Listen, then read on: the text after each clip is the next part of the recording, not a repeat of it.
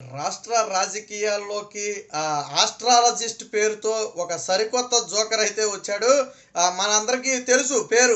నిన్నటి నుంచి పూర్తిగా ఆ ఎస్ఆర్హెచ్ టీం గెలుస్తుందని జాతకం చెప్పిన ఆయనే జగన్మోహన్ రెడ్డి కూడా గెలవబోతున్నాడు, ఆంధ్రప్రదేశ్లో ఆయనకి తిరిగి లేదని చెప్పి చెప్పడం జరిగింది. గతంలో తెలంగాణలో కూడా కాంగ్రెస్ పార్టీ పూర్తిగా తుడిచిపెట్టుకుపోతుంది, బీఆర్ఎస్ పార్టీది అధికారం 40 సీట్లు కూడా దాటం, ఏదో రకరకాల జాతకాలు అయితే చెప్పాడు.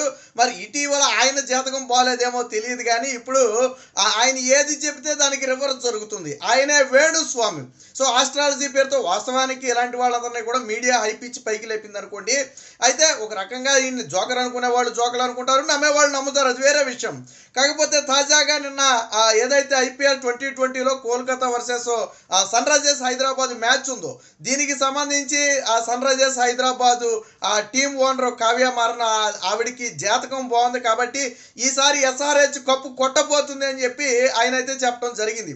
సో ఖచ్చితంగా కప్పు అయితే ఎస్ఆర్హెచ్దే అని చెప్పి చెప్పడం జరిగింది. మరి నిన్న ఏం జరిగిందో మనందరం చూసాం. ఎస్ఆర్హెచ్ ఓడిపోవడం జరిగింది, కోల్కతా కప్పు అయితే గెలవడం జరిగింది. సో ఇప్పుడు దానికి రాజకీయాలకి ఏంటి సంబంధం అని మీరు అనుకోవచ్చు. ఏంటి సంబంధం అంటే దానికి ఒక ఇది ఉంది.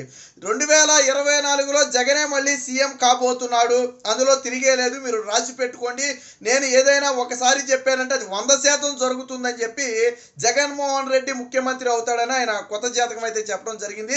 సరే, ఎవరిష్టం వాళ్ళది అనుకోండి. కాకపోతే ఆయన ఏంటంటే, నేను రాసులు చూసి చెప్తాను, జాతకాలు చూసి చెప్తాను, దీన్ని ప్రజల్లో కూడా నమ్మాలనే ఉద్దేశంతోనే దీన్ని నేను పెంచి పోషిస్తున్నానని ఆయన చెప్తున్నాడు.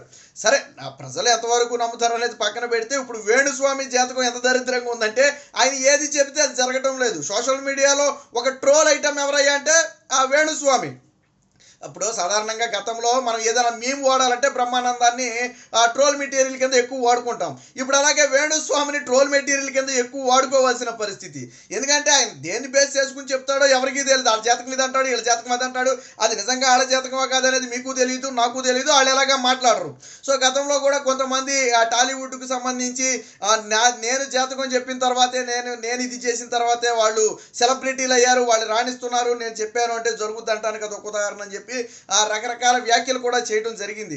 తాజాగా ఇప్పుడు ఈ సోషల్ మీడియాలో ఎక్కడ చూసినా కానీ వేణుస్వామి అనే వ్యక్తే కనపడుతున్నాడు.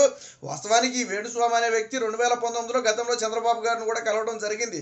బహుశా 2019లో కూడా చంద్రబాబు గారు గెలుస్తారని చెప్పి ఉండొచ్చు, దాని గురించి అయితే మనకి పెద్దగా తెలియదు. కానీ ఇప్పుడు మాత్రం పదే పదే జగన్మోహన్ రెడ్డి గెలవబోతున్నాడని చెప్పాడు. తెలంగాణ ఎన్నికల సమయంలో రేవంత్ రెడ్డి ఓడిపోతున్నాడు, మళ్ళీ కేసీఆరే ముఖ్యమంత్రి, ఆయన జాతకంలో రాసి పెట్టుంది, జాతకాన్ని ఎవరు మార్చలేదు, అది దేవుడి నిర్ణయం అని చెప్పేదో రకరకాలు చెప్పడం జరిగింది. వాస్తవానికి వీళ్ళందరూ కూడా ఏంటంటే ఒక ఫేక్ ఆస్ట్రాలజిస్ట్ లాగా బయటికి కనపడుతూ ఉంటారు. వీళ్ళకి నిజంగా జాతకాలు తెలియదు, వంకాయ తెలియదు. ఆ వంకతో ఏంటంటే సెలబ్రిటీల ముసుగులో, ఇప్పుడు వాస్తవానికి వేణుస్వామి అంటే మీకు తెలుసు, నాకు తెలుసు కదా, ఆయనకు కావాల్సింది కూడా అదే. సో ఏదో ఒక కాంట్రవర్సీ విషయం చెప్పేసి, ఇప్పుడు సాధారణంగా 2 టీంలు ఆడినంటే ఏదో ఒక టీం గెలుతుందండి, 2 పార్టీలు ప్రధాన పార్టీలు పోటీ చేసి అంటే ఏదో ఒక పార్టీ గెలుతుంది, మన అందరికీ తెలిసిందే. సో నోటుకొచ్చింది చెప్తారు, ఒకవేళ జరిగింది అనుకో ఎస్ నేను చెప్పిందే జరిగింది అంటారు, జరగలేదనుకో ఇలా ట్రోల్ అయిపోయి ప్రజల్లో నిలబడతారు. వాళ్ళకి కావాల్సింది ఏంటి, అటు జరిగినా జరగకపోయినా ప్రజల నోట్లో నానాలా, మీడియా హైప్ని క్రియేట్ చేయించుకోవాలా, అటెన్షన్ క్రియేట్ చేయించుకోవాలా, ప్రజలందరికీ తానెవరో తెలియాలా.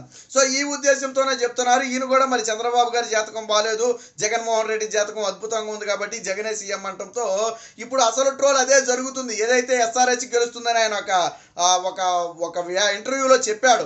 సో దాని తమ్మునేలు పట్టుకుని ఈయన జగనే సీఎం అవుతాడన్న తమ్మునేలు, ఈ రెండింటినీ కలిపి ఇప్పుడు మీమ్స్ రూపంలో సోషల్ మీడియా నుండి కూడా తిప్పడం జరిగింది. పాపం ఆయనకు కూడా కొద్దిగా అసహనం వచ్చింది. ఆయన మాట్లాడుతూ పదే నన్ను ట్రోల్ చేస్తారు ఎందుకు, నేను చెప్పేది అక్షర సత్యం, అది జరిగిన రోజు మీరే బాధపడతారు, ఎందుకు నన్ను ట్రోల్ చేస్తారని చెప్పి ఇటీవల కొద్ది రోజుల క్రితం ముందు కూడా ఆయన మాట్లాడాడు.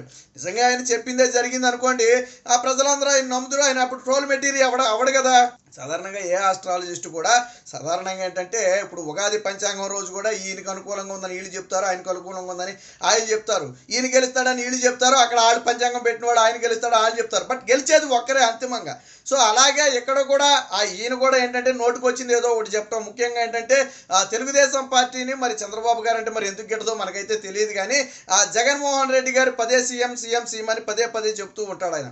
పైగా మళ్ళీ ఏమంటాడు, 2024 రాజకీయ రాజకీయాలు 24 ఫలితాల తరువాత ఒక పార్టీ భూస్థాపితం కాబోతుంది అని చెప్తాడు. సరే ఏదో ఆ పార్టీ ఏదో పేరు చెప్పండి అని చెప్పి ఆ ఇంటర్వ్యూలో అడిగితే పేరు మాత్రం నేను చెప్పను అంటాడు. ఒక పెద్ద పార్టీ అంటాడు. రాష్ట్రంలో చాలా పెద్ద పార్టీలు ఉన్నాయి, మరి ఏ పార్టీ అని చెప్తాడు అంటే రేపొద్దున ఫలితాలు వచ్చిన తర్వాత ఏమంటాడు, ఎస్ నేను చెప్పింది ఓడిపోయిన పార్టీ గురించి, ఎస్ ఈ పార్టీ గురించే నేను చెప్పా, ఈ పార్టీయే భూస్థాపితం అయిపోతుందని నేను చెప్పానని చెప్పి మళ్ళీ అటు కవర్ డ్రైవ్ వేసుకోవటం.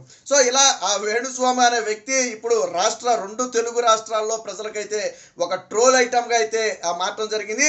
అయినప్పటికీ వాళ్ళకేమీ సిగ్గుండదు, వాళ్ళు పైగా ఏదో మమ్మల్ని ట్రోల్ చేస్తారు, ఎందుకు మేమే దొరికామా ఇంకా ఎవరు లేరా అని చెప్పి వాళ్ళు బాధపడతారు. మీరే దొరికారా మిమ్మల్ని ట్రోల్ చేస్తారంటే ట్రోల్ చేసే విధంగా మీరు మాట్లాడుతున్నారు. వాస్తవానికి ఉన్నది ఉన్నట్టు చెప్పి అన్నిట్లోనూ ఏళ్ళు పెట్టకుండా ఆ అవసరానికి వచ్చి ఆ ముక్క మాట్లాడి వెళ్ళిపోతే పర్లేదు. అటు సినీ ఇండస్ట్రీలో నేనే ఉన్నా అంటాడు, ఆ ఫిలిం ఇటు రాజకీయాల్లోనే నేనే ఉన్నా అంటాడు, లేదా ఇంకో రంగం తీసుకుంటే అందులో నేనే ఉన్నా అంటాడు, క్రీడా రంగం తీసుకుంటే అందులో నేనే ఉన్నా అంటాడు. సో అందరికీ నేను చెప్పిందే జరుగుతుంది, ప్రపంచం మొత్తం కూడా నేను చెప్తేనే నడుస్తుంది లేకపోతే నడవదు అన్న స్థాయిలో బిల్డప్ ఇచ్చే వ్యక్తి ఈ వేణుస్వామి. కాబట్టి ఈరోజు ఏంటంటే పాపం అందరూ కేఏ పాల్ అనుకుంటారు, కానీ కేఏ పాల్ కంటే కూడా ట్రోల్ మెటీరియల్. వాస్తవానికి కేఏ పాల్ అనే వ్యక్తి ఆయన మాట్లాడే మాటలను బట్టి అందరూ ట్రోల్ అనుకుంటారు, కానీ ఒక్కొక్కసారి ఆయన బాగానే మాట్లాడతాడు. కానీ ఇక్కడ వేణుస్వామి అనే వ్యక్తి ఏదైతే జరుగుతుంది అంటాడో అది జరగదు. దానికి 2 బలమైన ఉదాహరణలు. తెలంగాణలో కేసీఆర్ గెలుస్తాడు అంటే కేసీఆర్ ఓడిపోయాడు, ఇక్కడ సన్ రైజర్స్ కప్పు కొడుతుంది అంటే సన్ రైజర్స్ ఓడిపోయింది.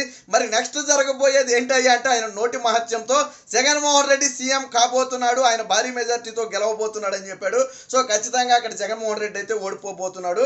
అంటే ఆయన నోటి దోలు ఏంటంటే ఒక రకంగా ఏంటంటే ఇది ప్రతిపక్షాలకు ఒక రకంగా ఆయన నోటి నుంచి నిజంగా అది వరం అనుకోండి, ప్రతిపక్షాలకు ఉపయోగపడినట్టే కదా. జగన్ మీద అభిమానం ఉండి చెప్పాడా లేకపోతే కోపం ఉండి అలా చెప్పాడో మనకైతే తెలియదు, కానీ ఆయన నోటి నుంచి వచ్చిన ఏది కూడా సత్యం కాలేదు. ఇప్పుడు రేపు కూడా ఆ దారుణంగా జగన్మోహన్ రెడ్డి ఓడిపోబోతున్నాడని చెప్పి ఆ సోషల్ మీడియా నుండి అయితే ఆ ట్రోల్ చేయడం అయితే జరిగింది. నిన్న ఎస్ఆర్హెచ్ టీము, రేపొద్దున మొన్నేమో కేసీఆర్, నిన్న ఎస్ఆర్హెచ్ టీము, రేపొద్దున జగన్. సో నిన్న మొన్న రేపు అని చెప్పి ఇలాగా ఒక రకమైన ఆ ట్రోల్కి అయితే ఈ వేణుస్వామిని అయితే తీసుకురావడం జరిగింది. ఇలా ఎన్నిసార్లు ట్రోల్ చేసినప్పటికీ, ఎన్నిసార్లు విమర్శలు చేసినప్పటికీ కూడా పోనీ అయిపోయిన దానిలో సార్ మీరు అలా చెప్పారు మరి జరగలేదుగా అంటే మళ్ళీ దానికి ఏదో వంకలు చెప్తాడు. అంటే అప్పుడు అది అలా జరుగుండొచ్చు, ఇది ఇలా జరుగుండొచ్చు, గ్రహాల స్థితి మారిపోయి ఉండొచ్చు, లేకపోతే రాసుల స్థితి మారిపోయి ఉండొచ్చు అని రకరకాలు చెప్తాడు. మరి అవన్నీ చూసే కదా నువ్వు జాతకం చెప్పాలా, అవన్నీ చూసే కదా ఏం జరుగుద్ది అనేది చెప్పాలి. అంటే అప్పటికప్పుడు మారిపోతాయా పరిస్థితులను బట్టి, ఒకవేళ ముందే మారే అయితే మీకు తెలియాలి కదా. కాబట్టి ఇదంతా కూడా ఏంటంటే ప్రజలను ఏదో కాసేపు మభ్య పెట్టడానికి, నిజంగా అలాంటి వాళ్ళని నమ్మి ఎవరైనా క్రికెట్ లాంటి వాటిలో కానీ రాజకీయాల్లో కానీ బెట్టింగ్లు వేసారనుకోండి ఎంతో దారుణంగా మోసపోతారు, ఆ జీవితాలు రోడ్డును పడిపోతాయి, కుటుంబాలు మొత్తం కూడా రోడ్డును పడిపోయే పరిస్థితి వస్తుంది. కాబట్టి ఇలాంటి ఫేక్ గాళ్ళను ఎక్కడా కూడా నమ్మొద్దు. వాళ్ళ మాటలు పట్టుకుని ఏదో గెలిచేస్తుందని చెప్పి మీరు ఏదైనా బెట్టింగ్లు దిగినా లేదా ఇంకోటి చేసినా కానీ దారుణంగా నష్టపోయే ప్రమాదం ఉంది. ఇలాంటి ఏదైతే ట్రోలర్స్ ఉన్నారో, ఇలాంటి జోకర్స్ ఉన్నారో, ఇలాంటి వాళ్ళు రాజకీయాల్లో వస్తుంటారు పోతుంటారు అనుకోండి. కాకపోతే ఇప్పుడు ఎందుకు మాట్లాడుకోవాల్సి వచ్చిందంటే ఇటీవల కాలంలోనే సోషల్ మీడియాలో కానివ్వండి, మీడియాలో కానివ్వండి అత్యంత ట్రోల్ అయిన వ్యక్తుల్లో మొదటి స్థానంలో ఉన్నాడు. కాబట్టి ఇప్పుడు మనం ఈయన గురించి అయితే మాట్లాడుకోవడం జరిగింది. మరి ఈయన చెప్పింది మన ఆంధ్రప్రదేశ్ విషయంలో జరుగుతుందా లేదా అనేది తెలియాలంటే మాత్రం జూన్ 4 వరకు వెయిట్ చేయాలి.